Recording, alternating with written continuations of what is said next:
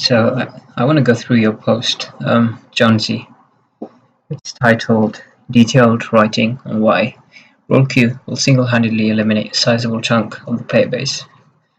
And I want to go through your post because it's really detailed, and I agree with a lot of the points you make, and I just want to give my opinion on some of the points that you make. It's a very long post, so it's going to take a while to cover everything. I'm just scrolling through. I might not read all of it. I might just read some of the bits. So, but I'm going to start by reading your conclusion because that might make things clear.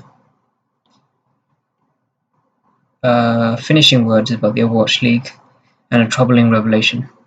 The Overwatch League reported in their Stage 4 preview special that they consulted with all teams and players for their thoughts on enforced 2-2 team comps. Ultimately, the decision was left to a vote, with the majority of teams voting for the change. So did Blizzard introduce Rollq because the 0.0001% of all players voted for it? Or was Blizzard the one forcing it on everyone? No surprise these players hardly say anything against it, lest Blizzard say something along the lines of, well, our contract is over, so that's about them. This is an interesting point that you make, which is that they didn't actually consult the player base as to giving them a vote as to whether they want Rollq and locked 2-2 or not. They only asked a very select few people, which are the Overwatch League players, which are a very, very small portion of the player base. And obviously, you expect them to say yes because, Jonesy, you make the point that if they were to say no, Rollq sucks, well, Blizzard could say something like, no, we need you to be in favor of it, and we'll pay you more if you say that you're in favor of it. Or they'll just say, well, if you're against Rollq, then you're not welcome to be in our Overwatch League. So if you're against 2-2, then we're going to silence you. We're not going to take into consideration your opinion. Or maybe the Overwatch League players did actually genuinely vote, and they felt that 2-2 was needed. But even still, that's a very small chunk of the player base. Blizzard could have easily done a vote, like an in-game vote, where they actually asked every single player, do you want 2-2? Do you want it to be locked? And do you want it to be forced for every single player? Or do you want to have the option to play without 2-2? I guarantee almost everyone would have voted to have the option, at least, either 2-2 or not locked, rather than forcing it on every single player, you know? So I don't think you have any conclusion as such, which is fair enough. Although it would have helped to have a like too long didn't read kind of thing at the end. But let's go back to the beginning of your essay. Kind of an essay, but you don't. It's not so much an essay as in like having the essay format of, introduction, and then conclusion, and then making a hypothesis. But what you do have is you're giving the points in favor and against Rollq, and you're saying why Rollq is not needed and why the benefits are kind of fake. And I fully agree with you about that. But we're gonna just go through your points, and I might play, like devil's advocate and try and raise issues with what you're saying, even if I don't think that necessarily myself. So I'm going to start reading your essay. So we have come to this point where Overwatch is the next on Blizzard's cutting block, just as it happened with most of their other games. And then you list the various games that have, I guess, failed. World of Warcraft, Diablo, Heroes of the Storm, and Hearthstone. And you say that these games are failing, but I personally am not qualified to comment on them. So I never really played. I mean, I have played World of Warcraft a long time ago when it first came out, like 2004, 2005. Yeah, so I played it back then. And obviously, they are bringing back World of Warcraft Classic, which yeah, it seems to be pretty successful. But I don't know. It also seems to have failed as far as like making available enough servers and having actually reasonable queue times. And what you say is World of Warcraft simply faded out of relevancy over the years, largely due to the numerous big and small changes which only caused one clearly visible thing: mass exodus of players, especially during the Warlords of Draenor expansion, which concluded with the stop of the subscriber number reports, since the numbers were not something to be proud of. Veteran World of Warcraft players know that right now the game is just a shadow of its former self. Activision Blizzard has quietly turned their attention towards the more profitable games since then, which I'm guessing would be Overwatch.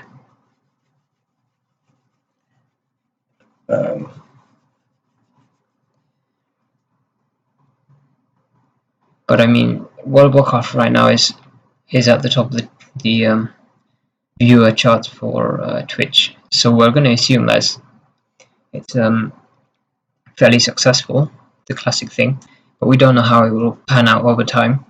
It could very well be that World of Warcraft Classic ends up being a failure. And in my opinion, it's really hilarious that they're re-releasing World of Warcraft. Like only Blizzard would be able to do something like this and actually charge money for it. Like I would understand World of Warcraft Classic being a free-to-play thing, because it's kind of like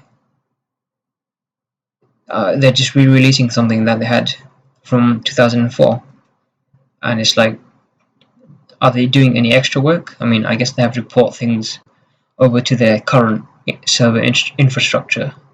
I don't know, it just seems hilarious to me that they can get so much player interest, and the players are such like so easily, I don't want to say manipulated, because the players asked for the classic vanilla WoW, but obviously it's just you can release a really old game and then still profit so much from it, even though you're not making any new content. And it just seems to me like Blizzard's customer base, it just goes to show how kind of I mean, this sounds harsh, but I think Blizzard's player base and their loyal fan base can be some of the dumbest people you will ever meet. And some of the people I've come across and the opinions they give you in favor of role queue just goes to show how really stupid some people are. But that's just the harsh truth of it. And then you go on to talk about Diablo. Diablo is on a meme level right now. I have no idea about Diablo. Heroes of the Storm. It's kind of a card game, right? No, it's not the card game. Hearthstone is the card game. Heroes of the Storm is like League of Legends or Dota, the MOBA game. It's not my style of game because it's like a top-down bird's eye view sort of thing. It's not like you're in 3D first-person sort of game. So the point you're making is that these games have failed, and Overwatch is the next next on this list of games that Blizzard have failed. And you say Overwatch, the latest success of Blizzard Entertainment, might have a place on this list with the addition of its newest feature, Role Queue. I agree with you. The game is roughly 3 years old, has been on the gaming scene for quite a long time now. At this point, a game should have a solid framework around its systems to have a stable and clear picture about what and how it provides it to the players. This is good for both returning players who can easily get back into the game, because it wasn't turned upside down by changes. And it's also good for new players who can be sure that it's safe to devote time to the game again, due to the reason that it's not likely to see a massive and controversial change. And I fully agree with you here, like, as far as changes, if you want to commit time to a game, and you want to commit time to learning the game, you don't want it to be constantly changing and like morphing into something completely different. Now, Overwatch, when it was released, the whole marketing feature was you can pick any hero at any time, and like role lock, 2-2 role lock, takes away completely your freedom to switch to any hero at any point in time during the match, and that's why it's a complete reversal, complete going backwards on their promise. They didn't verbally promise this, but obviously it was implied that you can, like, people bought into this idea that you can choose from any number of heroes at any point in time, switch to any point, and then you can switch to counter. You can switch even if not to counter, just because you want to enjoy a different hero at any point during the match, and you can't do that with 2-2 role lock. Continuing to read what your essay. You say, originally, the game shipped with no hero limit. What this meant is that you could have more than one of a character in your team, like 6 choices. The people who are saying that if the change to have a hero limit did not damage the game, then the role queue change won't either, are forgetting very important facts. Number 1. The game was still brand new, a huge success, and it garnered the attention of many people for quite a long time. For every player that quit the game over that change, 3 new players came in its place. Number 2. The change to hero limit was done before the first actual in-game competitive season, not after 17. I'm not sure if that is correct, but I understand exactly what you're saying. I do believe it was introduced to the game during the first season. It came onto PTR, like, either before or during the first season, sometime around, like, I can't remember exactly when it was introduced, but it was on PTR. Obviously, it would have come to PTR first, and they tested it there and they introduced it there, so people knew what they were going into. Even if they were in the first competitive season, at least they knew this change would be coming very soon, because it was introduced to the PTR. And then it was officially introduced to the official game during Season 2, I believe. But it was introduced, as in the concept was introduced before. So you're right. You're kind of right. And yeah, the game was still brand new. Like, it was very early in its life cycle. So you can't really compare that with the introduction of role queue or role lock, because role queue came so much later, once everyone's already like developed their own playstyle. You can't really compare it with the hero limits. People say, yeah, hero limits, it made the game so much better, and then and you're saying role queue is bad because it makes this massive change. Well, hero limits did that as well, and this is the argument they make, right? Is that hero limits had an overall good impact on the game by limiting you, and they make the point that role queue will have the same impact. The issue is hero limits was introduced really early into the game's life cycle, So by that time, people hadn't really evolved their playstyles as much, and people who bought the game, they would have known, at least because it was such an early on into the game's life cycle. People who were buying the game, they would be buying it knowing that hero limits was the thing, was the way that the game was played. And now we're 3 years into the game's life cycle, and then you introduce role queue or role lock. It's not fair for us who, like, I invested in the game. I consider myself an investor because I spent at least £60 in the various copies that I bought. In total, I bought 3 copies. I bought 1 copy for PC. Then I bought another copy for PC because I wanted an alt account just so I could level up and stuff. Sorry, not level up, but I wanted to test things like one-tricking. Wanted to see if I could one-trick Doomfist successfully, and then I bought another copy for PS4, the console version. And the reason I bought these copies is because I thought the concept of Overwatch was amazing. Being able to swap to any of 30 heroes at any point in time. I love that concept, and the way it was marketed to me highlighted that as a thing you could do. And now, all these years in, they are reversing, going back on that. And it doesn't make sense. Your point number 3 is the gameplay was still in a moldable form. Yeah, you're right. And large-scale adjustments were expected in the first months of its release. Well, exactly. They were still in the process of kind of developing the game, and they had so much community feedback in those first few months. You can expect the game to have changed early on like that, major changes. For a game that is at Overwatch's age and doesn't soak up players like a sponge anymore, the goal is to retain its players, in other words, to not give them a reason to quit. Yet, despite all of the above, Blizzard wants to reinvent the wheel without weighing the consequences. Yeah, precisely. I mean, they'll probably have weighed the consequences, but you can't possibly... I mean, in their opinion, the consequences are worthwhile, like consequences being high queue time, etc., etc.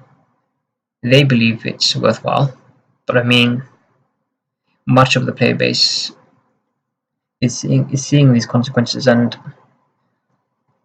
I don't believe they have fully weighed them, taking into account all of the negatives, especially when I hear Jeff talk about it, which is what you go on to talk about. And let's talk about the development team, with a focus on Jeff Kaplan's way of communication. As with many of the game's devs in the past, it seems like they don't hold a firm grip over their game's design structure and rather make assumptions and changes based on the feedback of a vocal but small group of people. In no way the Battle.net forums, Reddit, or the esports scene makes up the majority of the player base. People who are content with the game usually keep to themselves and enjoy their day-to-day life within it. That's right, exactly. People who liked the game as it was, they never asked for role queue, They were just playing the game, enjoying it. And role queue, like the people who wanted role queue, they were the vocal ones.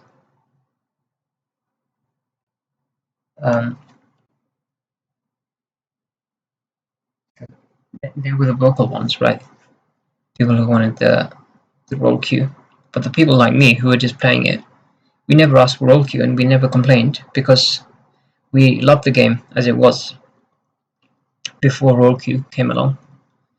I honestly believe, like, before Forced 2-2, I would rate this game a 9.5 out of 10, and after 2-2, it's still a decent game, but I would bump my rating down to 8.5 out of 10, which is huge if you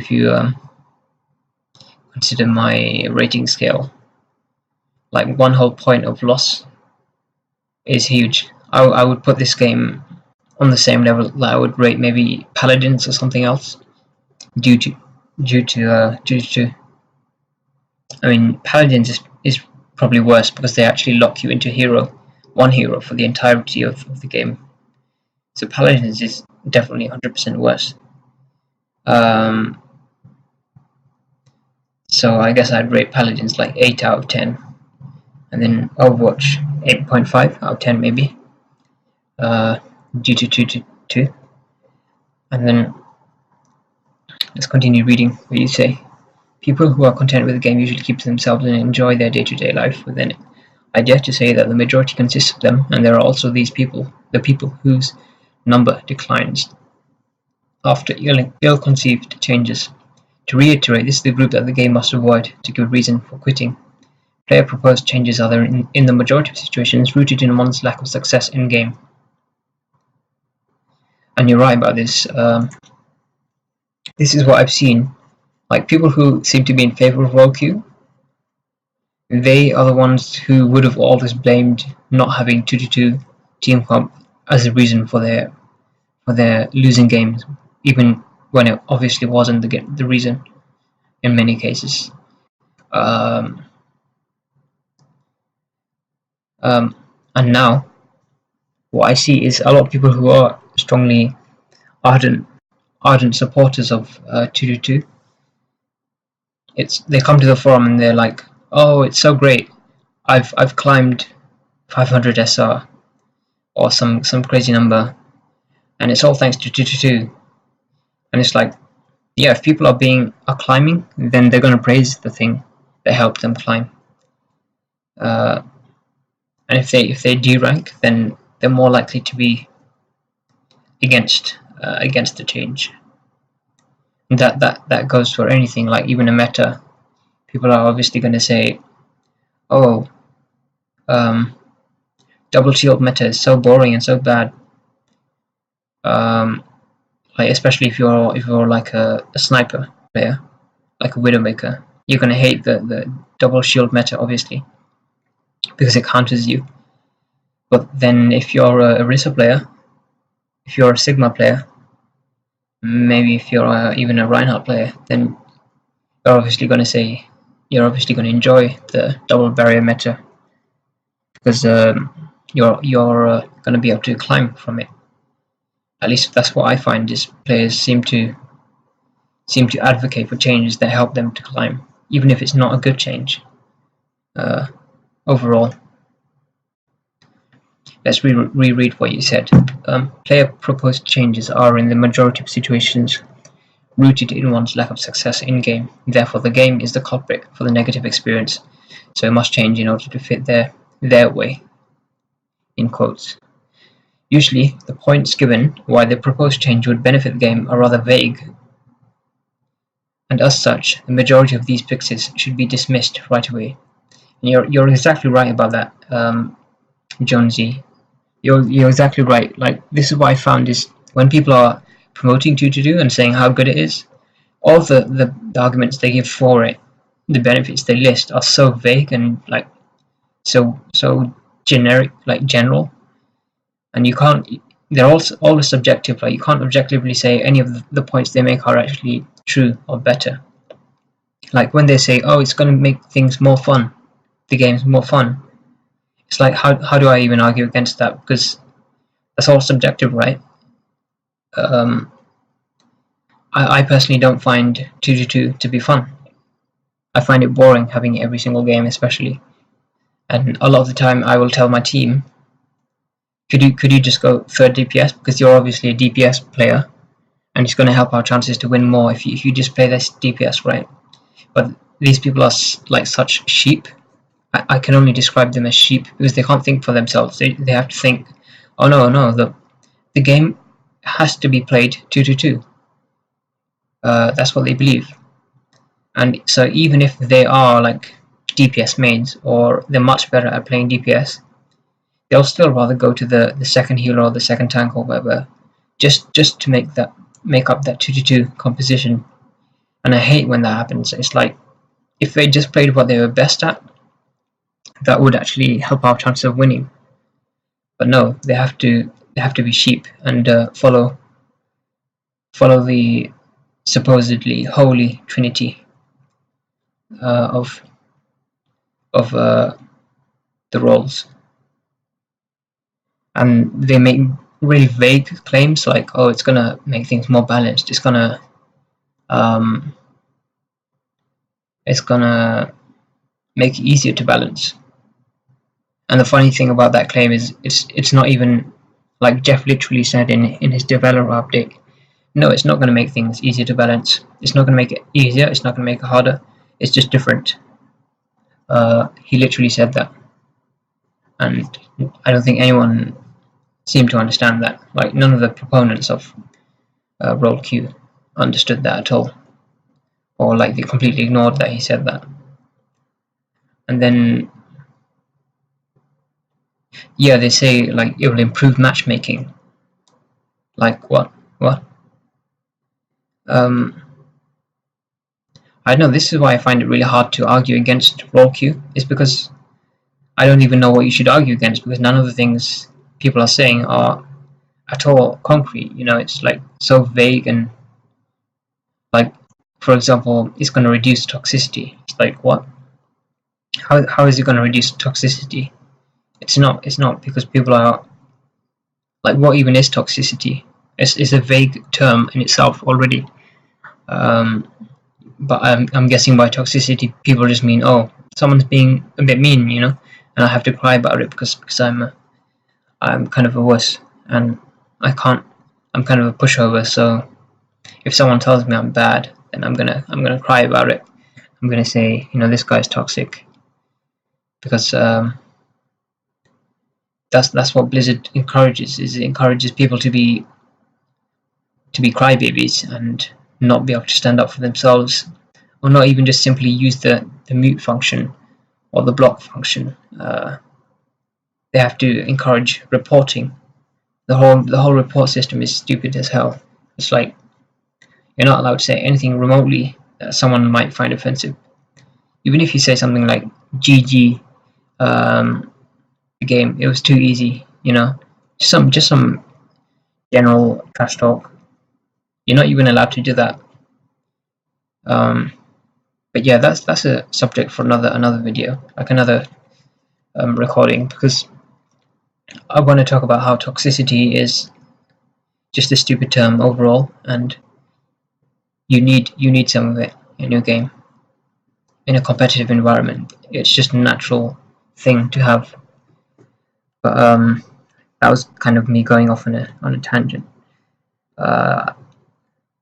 I want to say, yeah, I do agree with you, Jonesy, that the proposed supposed benefits are really vague, and you'll see that if you watch some of my other videos when I talk to some of the people about the supposed benefits of Roll Q. Like, they don't give me any hard, concrete benefits. Then another thing people say, oh, it's going to let people play what they want to play. Yeah, no, it's not going to do that, because you already see that people aren't playing what they want to play. They want to play DPS, right? Most players want to play DPS, but they're not being able to play DPS because of the massive queue times. And then they're also being told, oh, if you play tank, then we'll give you these incentives, these rewards.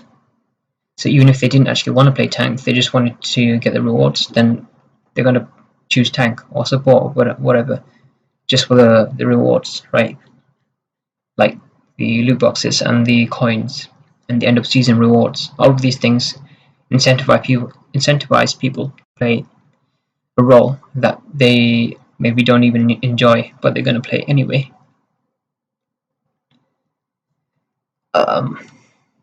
Let's continue reading. The problem really only arises in situations when even the lead designer can't make solid reasons why a change is for the better of the game. And you're so right here, Jonesy. Is like, I watched through Jeff Kaplan's developer update video, and like the reasons he gives for in favor of Roll Q are so vague and just so wish-washy. Like, it's just too subjective for me. Like, we don't find 4-1-1 to be fun. because it places apparently too much pressure on the solo healer and the solo tank. Well, I enjoy pressure, that's why I play competitive. I enjoy the pressure. I have solo healed before, and I have solo tanked before, and I enjoy doing those things because I enjoy the challenge of doing it. But apparently, the developer team didn't find those compositions fun, supposedly, because of the pressure, which I find so stupid as a reason to block that composition. Continuing with your post, allow me to quote Jeff from the official US forum on the 1st of March 2019. If we did role queue, we would do separate SRs. This is one of the things I think would be really fun, plus make the game way more balanced and improve matchmaking. And this is pretty hilarious, this sentence, which you address. You say, this whole sentence makes one worried about the future of the game. You can check. This is totally legit, said by the lead design dev. Part of the worry is the lack of professionalism in the way that this was communicated. Really fun is a super vague statement, and there is simply no elaboration on why it would make the game more balanced or how it would even improve matchmaking in the whole thread. Exactly. He only answered one question regarding whether somebody mains Symmetra in the Overwatch team, reducing the conversation to a joke level. To my knowledge, he hasn't elaborated on anything regarding why role queue would improve the game, not even in the livestream during the announcement not so long ago. Again, just vague terms like fun, fair games, and the like. And yeah, this is true. Like, he uses terms like fairness. Like, I never understood how forcing 2-2 will increase the fairness of the games. But okay, Jeff, if you say so. So I asked the burning question, is this how the lead designer should talk about the change, which he calls as the biggest change the game has ever seen? Is there anybody else on the Overwatch team who has a say in these changes, or should I say, dares to challenge Kaplan's views? I mean, I imagine there was people who challenged his views, but obviously he's the game director. I mean, he's the lead designer, right? So what he says goes. And I mean, I'm sure Jeff has the best interests of the game in mind. He doesn't want the game to fail, right? But he's just buckling so much to like the player base, not only the player base, but also influencers like Stylosa and people who always promoted role queue. And I imagine the investors, like the game investors, probably had a big impact on its implementation, because Blizzard or Jeff Kaplan probably felt that they needed to do something drastic, like 2-2. Even if it wasn't good, they needed to do something drastic to temporarily increase interest in the game and get those investors, like, satisfy them or appease them. I think appease would be the best word. Like, it's literally the whole change is to appease people. The people who whined about 2-2 not having it every single game. It's just to appease them, basically. And you go on to say the precursor changes and warning signs. You talk about how they merged the defense and offense roles or categories, and I agree. This change was really negative, and it kind of led up to role queue in the sense that people, like, you had so much uniqueness between the heroes before they tried to homogenize them. Like, they tried to make all of the heroes as attack heroes. Like Symmetra, they made her throw her beat her turrets, and they made Torbjorn throw his turret on the fly instead of having to build it up. And the reason they did this was to make them more viable on attack. But in doing so, they removed much of what made these heroes unique. And having them merged into this category called damage meant that they had to actually make them more capable of doing damage. whereas before they might have had a special utility role. And you're right, it's just homogenizing them to satisfy the people who are mass reporting people who are using like Torbjorn or Symmetra on attack. And honestly, that's entirely Blizzard's fault for allowing the playbase to abuse the report function in this way. Like if people wanted to play Symmetra or Torbjorn on attack, even though they're defense heroes, they should have been well within their right to do so, you know. And people were getting banned, like even banned for doing that. That was just so stupid. So yeah, you bring up the point of homogenization, which is something I want to go into in a later recording. But you're absolutely correct. Like the homogenization of heroes, like Torbjorn, Symmetra, and now the latest one, Brigitte. Brigitte was the best hybrid hero in my opinion. Really interesting hero, and they took away everything that makes her interesting. They're just making her another boring healer, because they have to make her fit within the support category.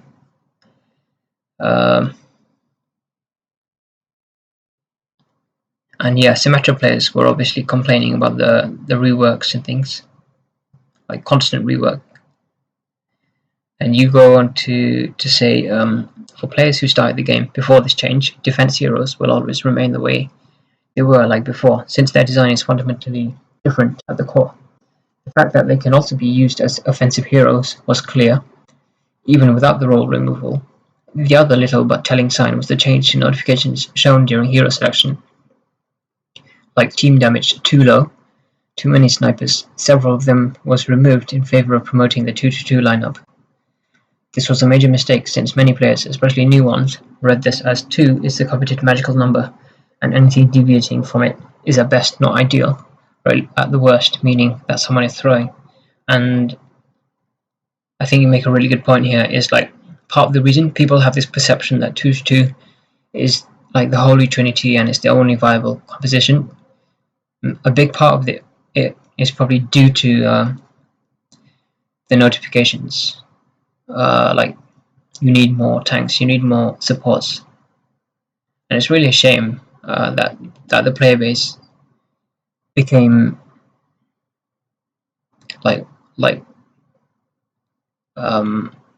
fell into this illusion, this perception that 2-2 is the only viable comp, which obviously is not. Otherwise, you would never have had Ghost dominating so much. But yeah, I'm gonna carry this on. I'm just gonna take a quick break, and carry on later.